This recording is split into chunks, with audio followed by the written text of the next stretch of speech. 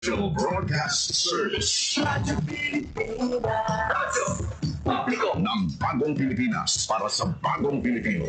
Naghahatid ng mahahalagang balita at impormasyon na uugnay ng pamahalaan sa sambayanan. Tulay sa himpapawid ng serbisyo publiko. Radyo Pilipinas. Radyo Publiko. Ang boses ng Pangulo sa Iloilo. Radyo Pilipinas, 585 AM. Alas mga belas 2:04 sa hapon. Mga labing ulihing nga hitabo, hibaluon, mga hangka at tubangon, mga bagay nga importante, aton ginahalungan, aton ginabantayan. Ululupod kita sa Bantay Banwa, Bantay Banwa. Ang programa na magatulong sa inyo sa labing ulihing nga balita, mga panubyan o kampanya para sa kayuhan sang tanan. Ikaw, ako, kita, Bantay Banwa. Mayong hapon Western Visayas, mayong hapon syudad kag probinsya sang Iloilo. Welcome sa pagpangalagad sa programa Bantay Banwa, mga kabyanan. Merkules ng edisyon kita, Mayo 7, tuig 2025. Programa nga magadulong sa inyo sa labing uling nga balita, mga panugyan kag kampanya para sa kayuhan sang tanan. Kini ang inyong alagad kag Anchor Joseph Paul Noblesa Arosa. Ululupod kita sa buong hapon diri sa Radyo Pilipinas Iloilo. Mga kabyanan, subong adlaw ang 133 ka cardinals around the world ang magatipo sining Papal Conclave sa Sistine Chapel sa Vatican for a secret vote para magpili sang successor ni Pope Francis nga nagtaliwan sa April 21.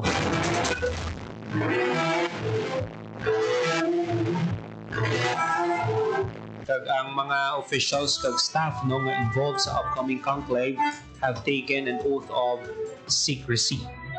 But silingon, hindi mabalaan sa bisan sino ang inyo or sa mga kung sino yung pili sa cardinal, mga kabyanan.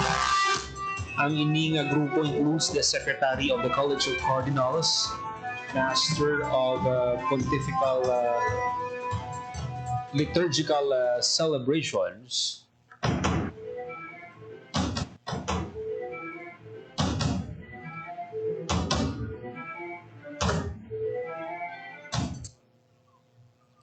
kag mga kabyanan ining pito ka Papal Masters of Ceremonies, duha ka Augustinian religious assigned to the Papal Sacristy, religious personnel of various languages for confessions, medical doctors and nurses, elevator operators, apostolic palace, staff nga responsable for dining services, tanan mga kabyanan, as well as florists, technical services staff, kag mga responsable man for transporting electors from Casa Santa Marta to the Apostolic Palace. The oath includes a solemn promise to maintain absolute secrecy regarding all matters directly or indirectly related to the voting and scrutiny for the election of the Supreme Pontiff, with a perpetual obligation unless expressly authorized by the newly elected Pope upon sang iya successors.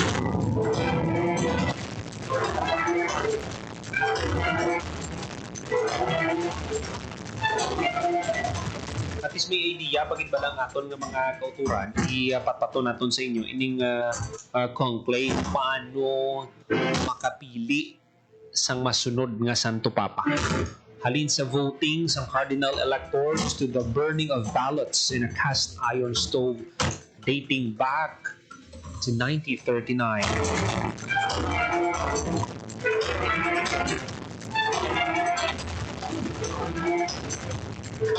Eliho in sumum pontificem. Ang buot silingon sang Latin word nga ni ay elect as Supreme Pontiff.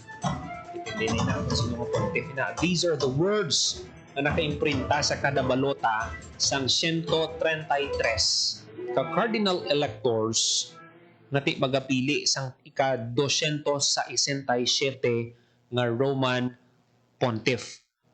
Ang balota, rectangular with the top half bearing the Latin phrase and the bottom half left blank for the cardinal to write the name sang napilian niya nga kandidato. Ang balota is designed to be folded in half, a detailed prescribed by the Apostolic Constitution Universi Dominici Gregis. Okay. Kadto kita sa ballot distribution. At least bala magka-ideya ng aton mga tagpalamati sa kung paano ang pagpili sa masunod nga Santo Papa.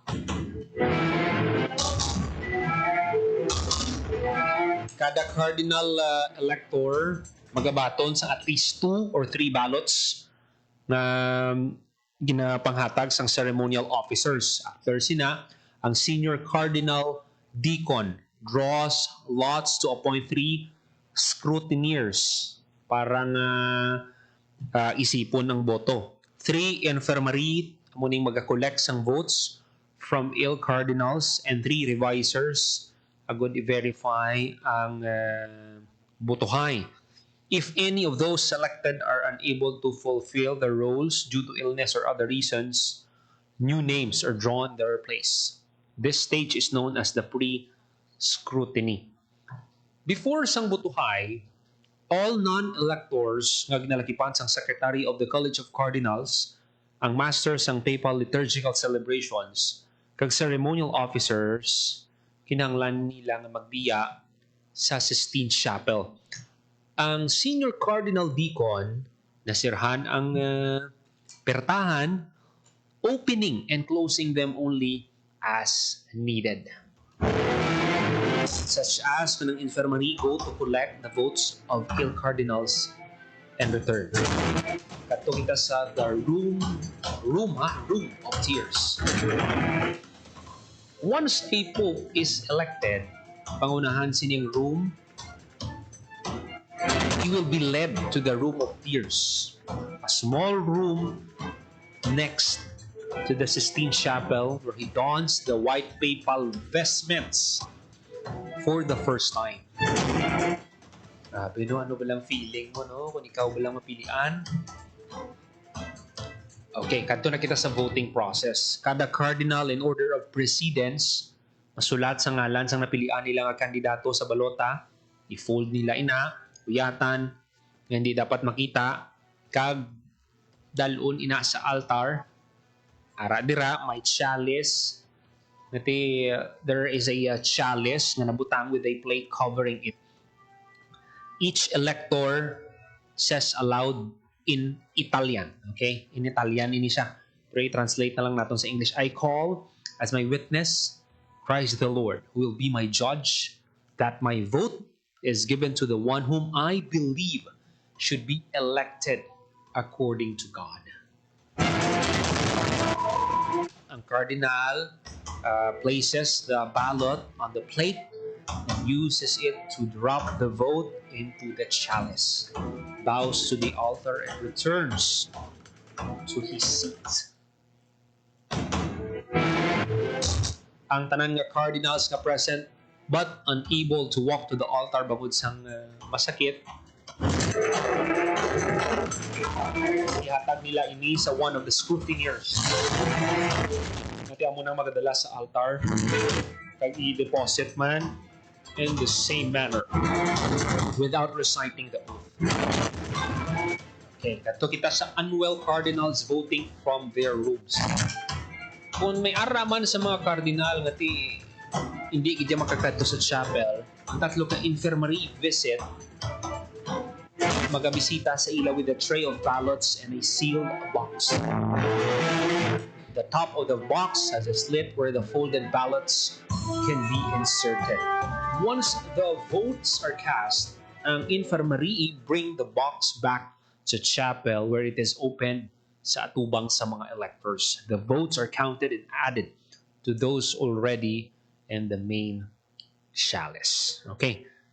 Ari na kita sa isipay. After all votes have been cast, the first scrutineer shakes the chalice to mix the ballots.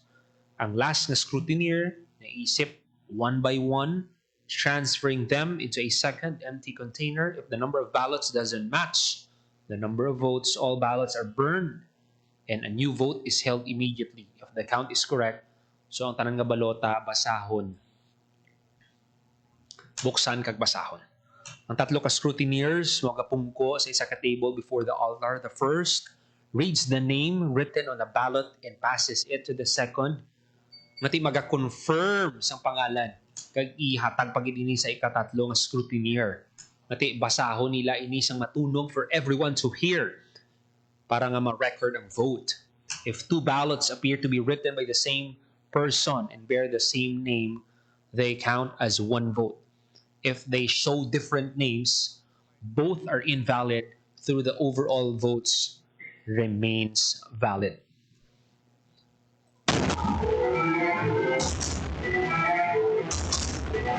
Once all ballots have been read and the votes tallied, the final scrutiner pierces each ballot with a needle through the word "elico" and threads them together with string. The ends of the string are tied in a knot and the ballots are stored for safekeeping.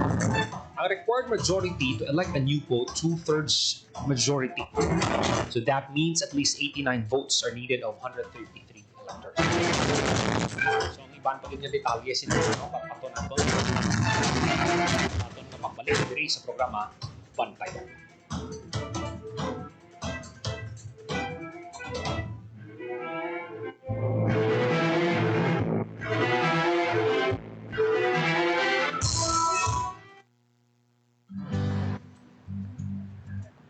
Mangkot-langkotan ni Simo. Ikaw niya si Tol? Si Tol, tanan nagubras ang 3 gigs loss ang nagligad na pandemya. Amo na waay naputol ang tubig, internet, kag kuryente namon. Pero hindi na electrician man ako.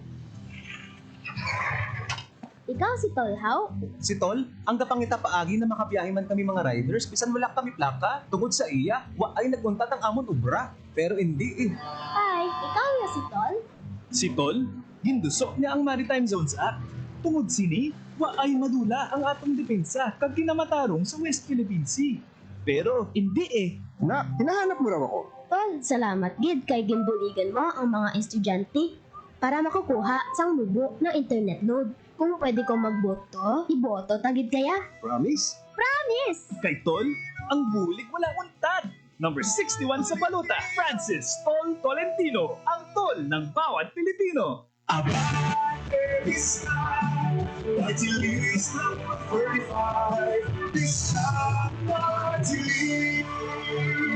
Political ad paid for Abante Bisna Party List, Dear Ana Avenue, Cebu City. Paid by Manhoven and Sarahan, 17 Cruz, Barangay Amos, Navotas City. Madalas na inaaraya ng mga magsasaka ang mababang farm gate price ng palay. Pero sa Price Range Scheme o Pricers Program, mataas ang buying price ng NFA para mahikayat silang magbenta ng ani sa pamahalaan. Yun ang aming ginagawa na masiguro na makapagbigay naman tayo ng magandang hanap buhay sa ating mga magsasaka. Nung pinatupad namin ang prices and up to this time, more than 8 days ang buffer stock natin. So we're nearing the target of 9 days. Happy na ang magsasaka. Nakatulong pa sila sa food security ng bansa. Kaagapay ang gobyerno sa pagtiyak na may pagkain sa bawat hapag sa oras ng sakuna. Tatak Pinoy is more than a branding exercise. It is about incubating and incentivizing great products that deserve to carry the Made in the Philippines trademark. Magandang balita! Inilunsad ng DTI ang Tatak Pinoy Strategy na isang inisyatiba para bigyang lakas pa ang mga industriyang Pilipino. Layunin ng TPS na paunlarin ang mga Tatak Pinoy na negosyo upang mapabuti ang kanilang mga produkto at serbisyo sa loob at labas ng bansa. Ang mga programa at polisiya nito na tutulong sa mga negosyanteng Pinoy ay iikot sa human resources, infrastructure, tech and innovation, investments at sound financial management. It is about creating products and services of the highest quality because Tatak Pinoy is also about excellence. And as a seal of great workmanship, Sama-sama, gawin nating sikat at makilala sa buong mundo ang Tatak Pinoy.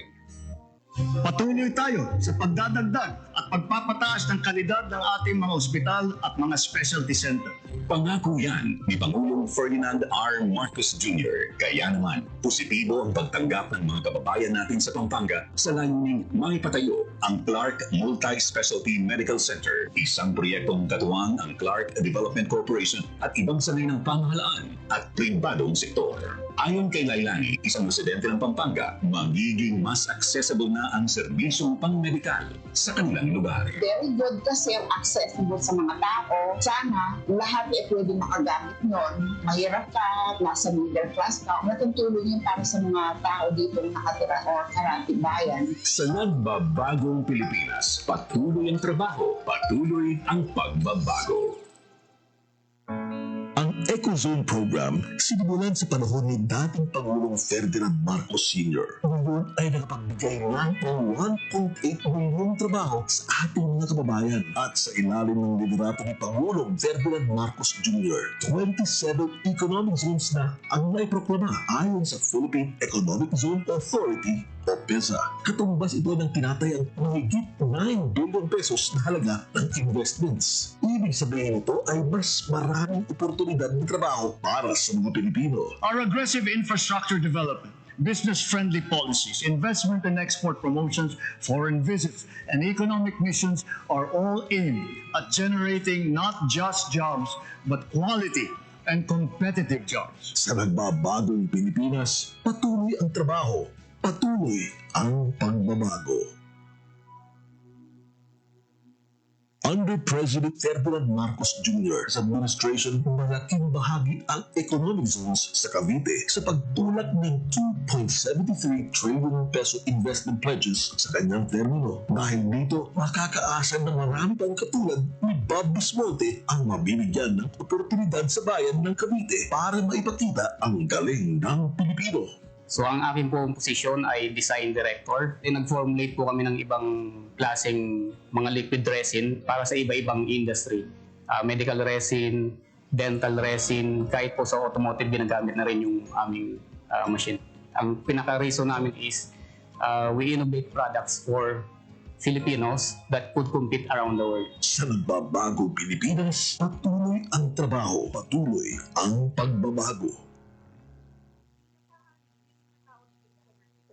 Magiging maayos po yung mga magninegosyo dito dahil maganda na yung kanilang lugar, hindi tulad doon sa mga tabi ng karsada na nagkakaroon ng traffic, nagiging risk pa sila doon sa kanilang mga kalusugan dahil po yung mga emissions ng mga sasakyan. Isa sa inabangang proyekto ngayon ng SM Prime Holdings Incorporated sa pakikipagtulungan ng Local Government Unit ng Pasay, ang 360-hectare reclamation project na tatawaging SM Smart City. Sa kasalukuyan, dinidevelop na ang lupa nito sa harap ng Mall of Asia Complex at inaasang matatapos ang proyekto sa 2028. Ipinapangako ng SM Prime katulong ng ating pamahalaan na hihigitan pa nila ang tagumpay ng SM Mall of Asia Reclamation at sa pamamagitan nito ay mas mapagyaman pa ang ating business district. Maparami ang magagandang oportunidad, trabaho at pagkakakitaan ng bawat tao. Sa pamahalaang Marcos, ang bagong Pilipinas, mas posible, patuloy ang trabaho, patuloy ang pagbabago.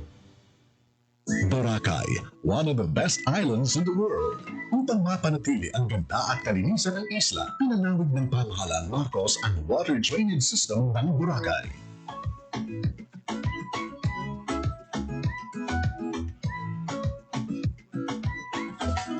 Suportado ng DOT TESA ang adhikain ng Pangulo. Kaya ito pong Boracay ay talagang binabantayan namin, pinoprotektahan namin, sinusuportahan po namin ang mga pangangailangan niya para ma-maintain niya yung standard as an iconic destination, hindi lang dito sa Pilipinas pero sa buong mundo. Sa nagbabagong Pilipinas, patuloy ang trabaho, patuloy ang pagbabago.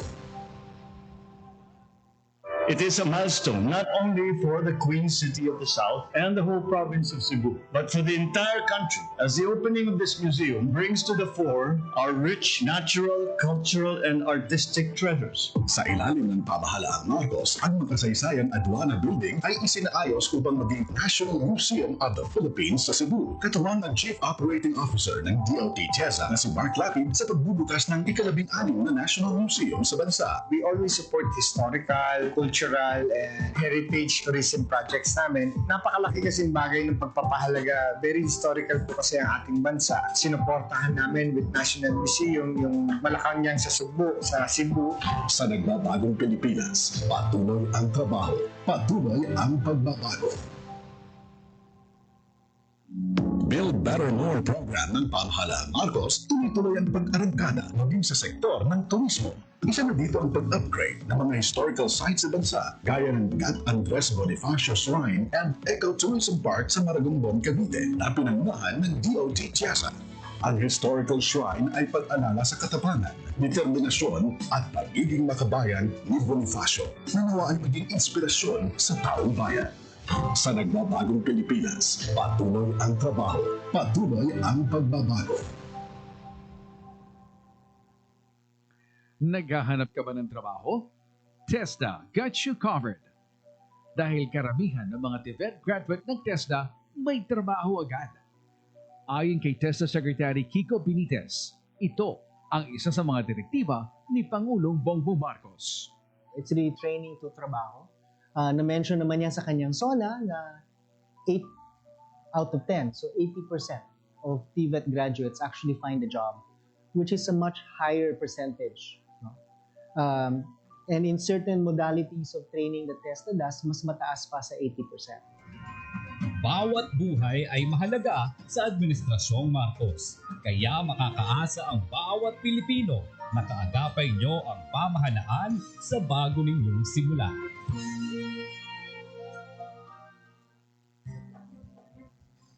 Sa kabila ng tumataas sa tensyon sa West Philippine Sea, naisagawa pa rin ang mga regular na rotation and resupply o remission ng Armed Forces of the Philippines. We are in the business of protecting our territorial imperatives. We are insisting on exercising our sovereign rights. Parte din ito ang pagpapakitang halaga ng administrasyon sa pangunahing pamumuhay ng mga maiisdang Pilipino sa West Philippine Sea. Katuwang naman dito ang BIFAR at PCG.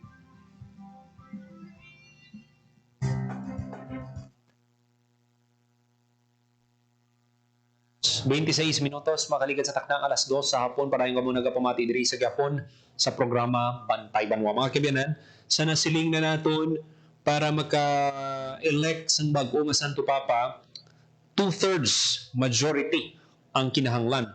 Sa upcoming conclave, vote silingon kinahanglan sang at least 89 votes out of 133 electors.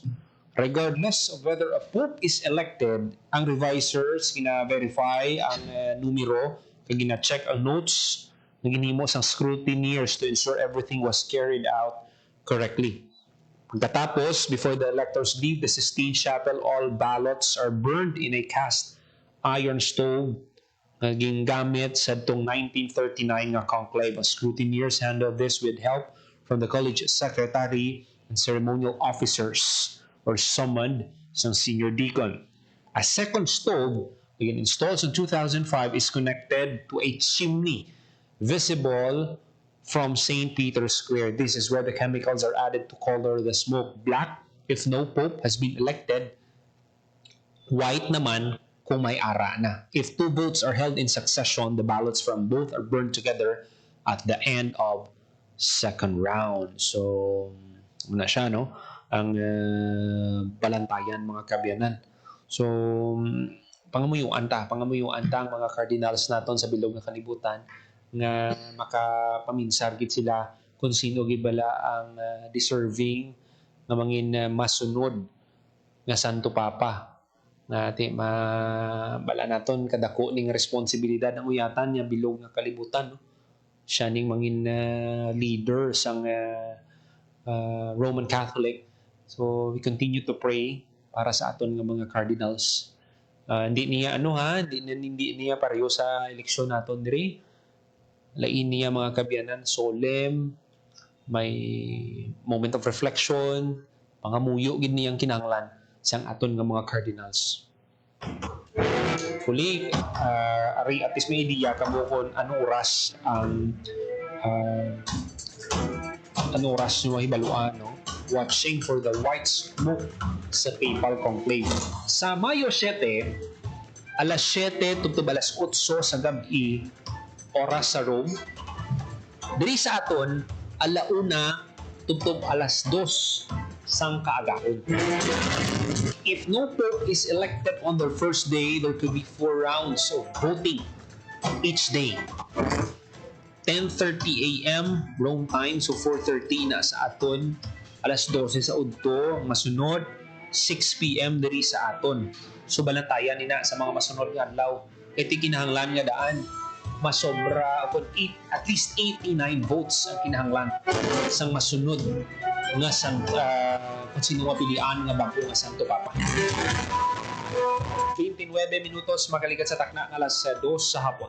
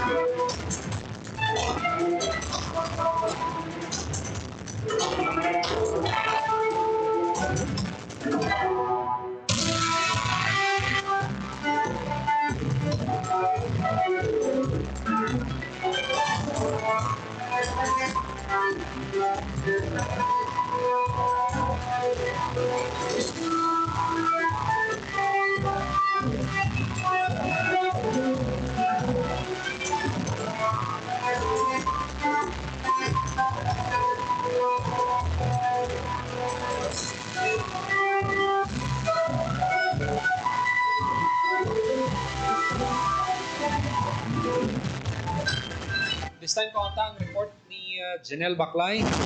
Final testing and sealing in hiwat sa Kamalek. Nagahilapit na ang eleksyon. So ko ang dugang detalye sa report ni Janelle Baclay. Radyo Pilipinas. Radyo Pilipinas. Report. All rin sa alin sa mga mall nagpatigayon sa final testing and sealing ang Commission on Election kagkatapos ang Electoral Board sa tanan nga mga bulutuan nga nagasurvey voting centers naton sa nagilapit nga May 12 2025 elections. So ang tanan nga mga makina kay na no sang ACM 417 ka mga ACM ang gindala sa mga bulutuan kagin pang testingan sa katapos ang Electoral Board. Kada barangay mayara sing minimum of 20 residents nga nagboto sa mock election para matestingan ang efficiency sang mga ACM kag so far na wala pa man gid sang anuman nga mga bolilyaso nga na-record ng aton siniyang ang Commission on Election. Pagkatapos ang final testing kag sealing bo silingon pag-test nga nag-okay i-seal siya liwat sang aton sini nga Electoral Board kag ibalik naman sa warehouse para nga pag-abot sa Lunes handa na ang ini nga mga makina agud liwat nga ibalik sa aton sini nga mga polling centers. Dito sa may bahin sang Robinsons Main City proper nagpatigayon man sa final testing and sealing ang COMELEC. Ining 3 ka mall nga nabilin subong iyang adlaw dungan ini sila nga nagpatigayon sa final testing and sealing kay tapos na iyang Festive Walk Mall sa nagdigad nga adlaw. Kag naabtan mo naton kay na pila ka mga voters poll nga nagkadto sa A. Montes 1 Elementary School ang iban sa ila nag-verify kung ara ang ila sini nga mga ngalan sa presinto para nga pag-abot sa Lunes hindi na sila magsala-sala pa. So, dako gid nga pintaha para sa aton sining mga kauturan, labi na ang mga una na iyang nakabisita kag nakatan-aw. Pero kalabanan gina nga nagtambong sa sining final testing and sealing, mga poll watchers sang mga kandidato kag ang mga bag-o nga mga botante para iyang magtan-aw sang ila sining mga record poll. So, sa bahin naman sang mall, so far nangin masulhay kag may mga nakita nga mga advanced security personnel from PNP nga gin-deploy sa mga areas o venues ang mall voting poll. Nel, sa pagkabalo naton kinahanglan gid sining internet connection sa pag-transmit sa sining mga resulta. So na resolve naman ina sa aton nga COMELEC ang mga amo na kay balantang may mga di taman maibitar kasi may mga problema man sa pag-transmit. So, ginpatag ni Attorney Pinky Tentativa nga ang tanan nga transmission matabo na siya after na sang election. So during election period 7 AM to 7 PM wala sang transmission nga matabo. Okay. Kay gipamangkot siya mo attorney posible bala ina nga while ongoing ang aton nga election may makagather sang data ang COMELEC kung sinong abanse sa amo sini nga oras no kay attorney Pinky nga synchronize ang transmission sang tanan nga data may gin-set sila nga oras halimbawa 6 PM or 7 PM after na nga matapos ang tanan nga botohay. Subot silingon wala sang maka-access no hindi ka kasiling alas 10 pa lang abansi na si amo sini no so wala sang amo sina nga sitwasyon suno sa COMELEC only after nga matapos ang botohay kag simultaneous ining mangin transmission sang aton siniya nga Commission on Election kay may furnish ini hindi kita magsala may copy furnish sa PPCRB sa NAMFREL sa website sang COMELEC para nga kumbaga daw send to all send to many ang mangin proseso diri hindi nga isa lang ka server ang ma-accept sang resulta kung di for transparency purposes dito magsala daw 5 ka mga organization nga ka-partner sa aton siniya nga COMELEC para sa transparent naton nga election ang ma-furnish ang tanan nga mga resulta. So kung may resulta to karon ng PPCRB lain to ya sa ila sa NAMFREL lain man sa COMELEC lain man di na i-road questionable ang datos. So suno sa COMELEC nga dungan nila ang transmission of data kag kun anong ma-receive sang biyak ng kampo amo man na ang serve nga datos o official datos gikan sa ilapol. Kita nato nil kada eleksyon mas nag-improve pagit ang kada sigon sa pag-transmit nagagamay nga pila ka mga problema basi alas 12 pa lang sang gabihon mabalaan ta na kung sino ang nagdalaog kung amo ni ang muni ka preparado pagit ang Commission on Elections. So ang buginang katuyuan sang automated election nato no nga mangin madasig kag smooth ang mga preparation kung tanawon mo to sa una dito magsala daw 2010 yes nagsugod ang automated di medyo may mga struggle sa signal may mga battery issues PCOS machine pero ina part na ina sang mga adjustments ang COMELEC tanan nga mga weakness ang una nga na-observe from 2010 suno sa COMELEC nga amo ning tipo nila kagagin apply sa bag-o naton nga mga automated counting machines nga amo ning bag-o subong kag first time nga gamiton sa 2022 Paul. Okay. Mo na lang ning ginahulat naton. Madamo gid salamat. Amo ning madulong naton nga report para sa Bagong Pilipinas, Janelle Baclay, Radyo Pilipinas, Radyo Publiko. Maraming salamat Janelle Baclay sa sining report no final testing and sealing ang giniwat sang Commission on Elections. So ang ginahulat na lang sini ang pagboto sang aton mga kauturan. Mga kabiyanan aton pasudlon si President Ferdinand Marcos sa iyang mensahe sa sining celebration sang distribution sang 2023 gawad sa Manlilikan ng Bayan Conferment Ceremony. Ilocos Norte, Crislin Abadilla, Caraga Municipality Mayor Ronnie Osnan, at ang pinakamahalaga na ating kasama rito ngayong araw na ito ay ang mga awardee ng gawad sa Manlilikha ng Bayan. Fellow workers in government, distinguished guests, ladies and gentlemen, magandang hapon po sa inyo lahat. Ang ating pagkakakilanlan bilang Pilipino ay hinubog ng mayamang kultura at tradisyong minana natin sa ating mga ninuno. Kayamanang ating iniingatan at ipapasa sa susunod ng mga henerasyon.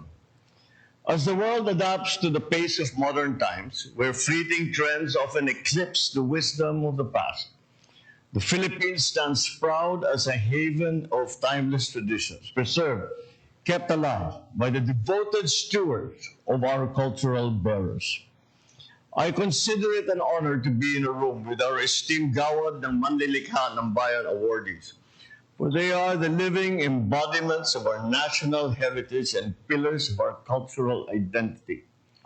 Kasama ng pagkilala sa ating mga katutubong Manlilikha, binibigyang pugay din natin ang walang kapantay nilang kontribusyon sa atin pagkakakilanlan. Hailing from the mountains of northern Luzon, to the southern islands of Mindanao, our awardees are carriers of tradition, oral tradition, artisans of age-old craft, guardians of indigenous knowledge. They have withstood the test of time with purpose, providing that culture, when deeply rooted and consciously preserved, can never be erased. The issuance of Proclamation Number 427 in 2023 affirms the state's commitment to honor and to support our cultural masters whose lives are dedicated to the enrichment of our cultural spirit. So today, with deep gratitude and profound admiration, we extend our sincerest congratulations to the 9 2023 Gababa awardees.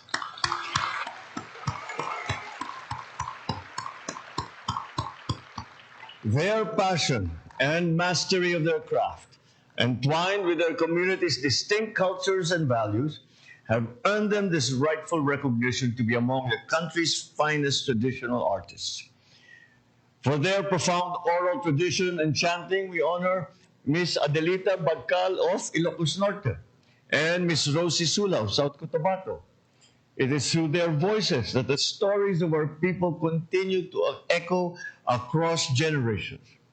We celebrate Miss Abina Cogwit of Agusan del Sur and Miss Amparo Mabanag of Mountain Province for their exquisite work in embroidery and beadwork. Their hands bring to life patterns that speak of spirituality, of our identity, and certainly of beauty. In the delicate art of knot and textile weaving, we are grateful to have Miss Marife Ganahon of Bukidnon, Miss Samporonia Madanlo of Davao Oriental, and Miss Barbara Offong of Southern Cotabato. Using locally grown and sourced materials, they weave intricate patterns where every thread and every strand conveys vibrant stories of their communities and of their history. In the expressive art of dance, we are graced by Miss Hadja Sakinurayan Dalasas of Tawi-Tawi. Through every move, she embodies the soul, grace, and strength of her people. And for the enduring art of brass casting, we recognize Mr. Bundus Farah of South Cotabato. His work reminds us that with fire, metal, and patience, he molds more than just mere objects. He forges a continuing cultural identity. Ladies and gentlemen, our awardees serve as a guiding light towards a future where tradition and progress must coexist. May today's ceremony serve as a powerful reminder of our collective duty to protect, preserve, and to pass on the cultural treasures entrusted to us. Sa ating mga manlilikha ng bayan, maraming salamat po sa pagtuturo ng kahalagahan ng ating katutubong kultura. Sa gitna ng makabagong mundo, kayo ang tinig ng ating pinagmulan. Be assured that this administration, through the National Commission for Culture and the Arts, will continue to champion traditional art, indigenous knowledge, and cultural sustainability. Kasabay ng pangakong ito ay panawagan ko sa lahat ng Pilipino, lalong-lalo na sa ating mga kabataan. Kilalanin natin at ipagmalaki natin ang sarili natin. Support the continuation of the priceless legacies that have been passed on to us by our cultural masters. It is our civic duty to keep these traditions alive. For within them lie our voice, our strength, and the very essence of our identity. Isabuhay natin ang pagiging bagong Pilipino na may disiplina, mahusay, at mahal ang inang bayan. Muli, isang taus-pusong pagpupugay sa ating mga manlilikha ng bayan. Maraming salamat. Mabuhay ang kulturang Pilipino. Mabuhay ang bagong Pilipinas. Maraming salamat po. Indigenous knowledge. Inaanyayahan po natin ang ating mahal na Pangulo para sa photo opportunity. Tinatawagan po natin ang lahat ng manlilikha bayan na magtungo sa tablado. Hinihiling po ang NCCA Board of Commissioners na humanda.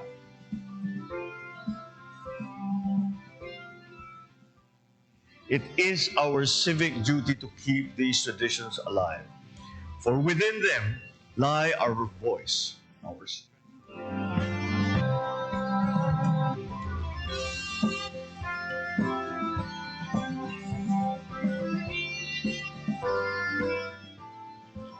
Muli,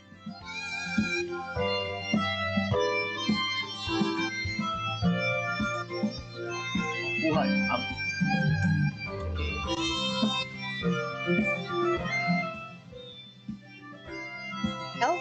Sa katatapos lamang na hindi pumulupay ng Marcos Jr.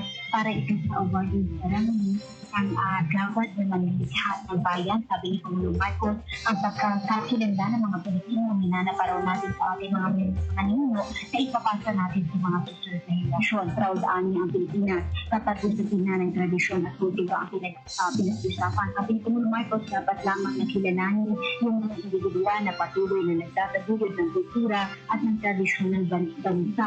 Ang siyam na individual amin ang pinarangalan ngayong hapon, karapat lamang na bigyan ng pagkilala. Nagmuli pa niya ang mga ito sa iba't ibang lugar sa Luzon, Visayas, Mindanao at ang mga itoan niya na patuloy na suportahan sa kanilang mga ginagawang pagpapatikat pa at pagpapakalat ng kultura at tradisyon ng lahing Pilipino hinila sa kanilang mga komunidad. Ang tuganatan ngayong hapon sa mga kalunan nito sa misnas ng gobyerno na itulong sa kapakanan ng mga nasa likod ng pagsusumuri ng tradisyon ng bansa habang makakaasaan niya ang mga ito na ang market administration patuloy at gagawin ang lahat ng kanilang magkakayo upang maibigay ng suporta na kinakailangan ng ating mga kahit na magpapalakas sa kanilang hanay na gawin ng mga pagkakuyan ang matutunan sa lahat ng mga lalo na yung mga salupuyang generasyon ng mga Pilipino na yakapin ang ating mga buhay at suportahan sa pagpapatuloy ng tradisyon na sumama sa kulungan ng Photo Opportunity. Individual,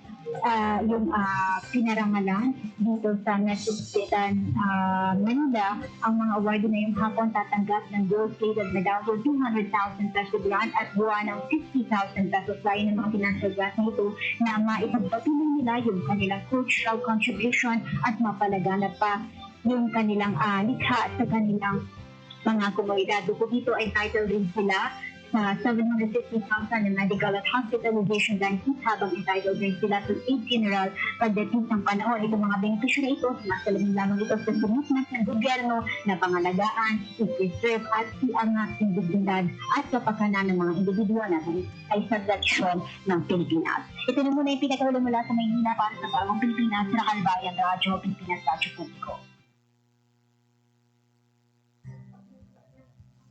Sa kabila ng tumataas sa tensyon sa West Philippine Sea, naisagawa pa rin ang mga regular na rotation and resupply o remission ng Armed Forces of the Philippines. We are in the business of protecting our territorial imperatives. We are insisting on exercising our sovereign rights. Parte din ito ang pagpapakitang halaga ng administrasyon sa pangunahing pamumuhay ng mga mangingisdang Pilipino sa West Philippine Sea. Katuwang naman dito ang BIFAR at PCG.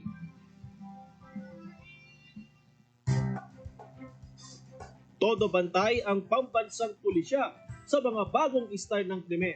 Tulad ng carjacking noon na rentangay na ngayon sa bagong Pilipinas ni Pangulong Ferdinand R. Marcos Jr. 1 milyong operasyon ang ikinasa laban sa karnaping. The mission remains to serve and to protect our people. Mula July 2022 hanggang November 2024, nasa 3,000 sospek ng rentangay ang nahuli. Higit 2,700 ang naibalik na sasakyan.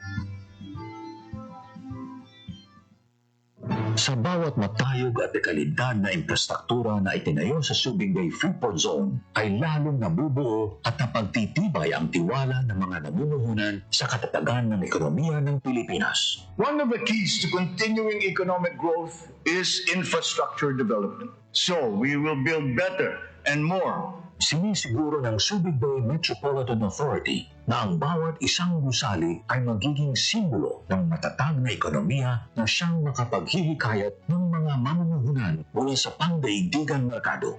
Under the Philippine Development Plan, the SBMA is committed to provide quality infrastructure so that our stakeholders will be able to utilize this infrastructure in their business. We are committed to providing quality service so that movement of goods will be seamless and more efficient. We thank the President for the guidance and the leadership and the support so that the SBMA will be able to introduce plans and programs for the stakeholders. Ang tiwala ng mga namumuhunan sa Subic Freeport Zone ay isang makabuluhang aksyon patungo sa mas mayabong na bagong Pilipinas. Sa pamahalaang Marcos, ang bagong Pilipinas nakikita na. Sa nagbabagong Pilipinas, patuloy ang trabaho, patuloy ang pagbabago.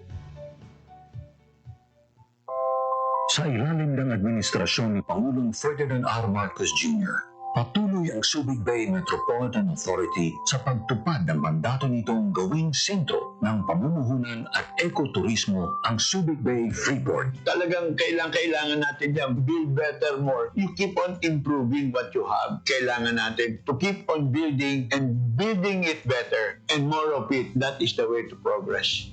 Sa pamamagitan ng makabagong infrastruktura at maayos na pamamahala, hatid ng SBMA ang mas maraming oportunidad para sa bawat Pilipino. Sa pamahalaang Marcos, ang bagong Pilipinas nakikita na. Sa nagbabagong Pilipinas, patuloy ang trabaho, patuloy ang pagbabago. 50 minutos, magkaligid sa taknang alas 2 sa hapon, padayon ka mga nagapamati diri sa Gapon sa programa Bantay Banwa. Mga kabyanan, ang Police Regional Office 6, pinagi sa ilang mga provincial police offices nag-implement sa pagbalasa sa pila ka mga hepe. 6 days before sang eleksyon, kayang order na pitsahan Mayo 6 ang mga hepe nga pang-relief ini Sanday Police Major Ken Albert Lepsia sang Dumangas, pagabusta ni Police Major Harold Rendora sa Barotac. Okay, ang Barotac naman nga hepe pagabuslan sang hepe sang Carles. Okay, so si Police Captain Cedric Cruz sang Barotac reassigned siya sa Iloilo Police Provincial Office Headquarters, samtang si Captain Johnny Oro amuni ang mangin hepe sang Carles o kun sang Barotac Nuevo Municipal Police Station. So munang pila ka mga updates kag sa Rojas naman ang mangin hepe sang PNP Rojas City Police Station si Police Lieutenant Colonel Ricardo Humuan Jr. Mga kabinaway na kita sa tiyempo diri sa aton nga pagpangalagad diri sa programa Bantay Banwa. Ginapasalamatan naton mga kaupdanan sa technical side.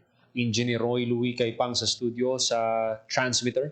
Mr. Jeffrey Betita. Para sa Bagong Pilipinas, Joseph Paul Noblesa Tarosa, Radio Pilipinas, Radio Publiko. Radio Pilipinas. Radio Publiko. Radio Pilipinas. Radio Publiko.